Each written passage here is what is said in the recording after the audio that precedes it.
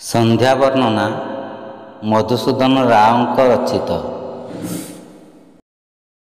ହସ୍ତ ହେଲେ ଦିନ ମଣି ହେଲା ଦିନ ଶେଷ,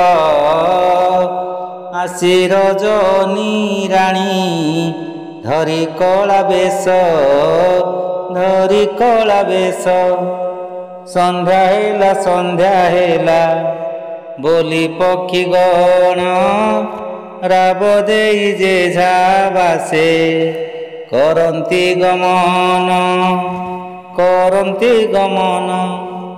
ଧୂଳି ଉଡ଼ାଇଣ ଦାଣ୍ଡେ କରି ହମ୍ବାରଡ଼ି, ଯାଉଛନ୍ତି ଗୋରୁ ପଲ ଗୋଠରୁ ବାହୁଡ଼ି, ଯାଉଛନ୍ତି ଗୋରୁ ପଲ ଗୋଠରୁ ବାହୁଡ଼ି।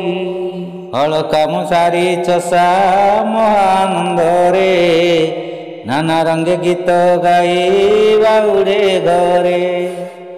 ଚାହୁଁ ଚାହୁଁ ଅନ୍ଧକାର ଗୋଟଇ ଗଗନ, ଆବରଇ ଜଳ ସ୍ଥଳ ପର୍ବତ କାନନ।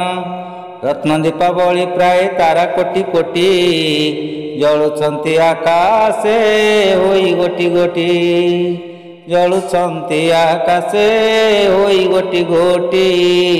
ଭାଙ୍ଗି ଯାଇଅଛି ଏବେ ଦିବସ ଗହଳ, ନାହିଁ ଆଉ ଏ ଭୁବନେ ଜୀବନ ଚହଳ। ଦିନ ଶ୍ରମେ ଅନ୍ତେ ବସି ନିଜ ନିଜ ଘରେ, ବିଶ୍ରାମ ଲୋଡ଼ନ୍ତି ସର୍ବେ ଆକୁଳ ଅନ୍ତରେ।